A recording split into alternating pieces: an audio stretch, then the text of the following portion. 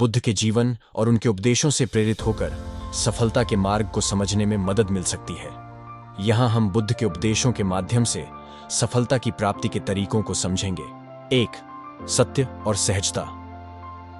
सत्य और सहजता दो ऐसे मूल्य हैं जो सफलता के मार्ग को प्रकाशित करते हैं। सत्य का पालन करना और सहज जीवन जीना अधिक चिंता रहित, शांत और स्थिर मन को प्राप्त करने में मदद करता है। यह हमें अपने आत्मा को और अपने आसपास के लोगों को समझने में सहायक होता है। 2. समर्पण। समर्पण का अर्थ है अपने कार्यों में पूरी श्रद्धा और समर्पण से काम करना। बुद्ध के अनुसार सफलता के लिए हमें अपने कार्य में समर्पित होना चाहिए। हमें अपने कार्य में पूरी ईमानदारी और निष्ठा से काम करना चाहिए। 3. कर्म और उद्यम। कर्म और उद्यम के बिना सफलता असंभव है। हमें अपने काम में प्रयत्नशील और उत्साही रहना चाहिए। बुद्ध कहते हैं कि हमें अपने कार्यों को संघर्ष के साथ करना चाहिए और इस प्रकार की उत्साही भावना हमें सफलता की ऊंचाइयों तक पहुंचाती है। 4. अध्ययन और ध्यान। सफलता के लिए अध्ययन और ध्यान की आवश्यकता होती है। बुद्ध कहते हैं कि हमें अपने विचारों को शुद्ध करने के लिए समय निकालना चाहिए।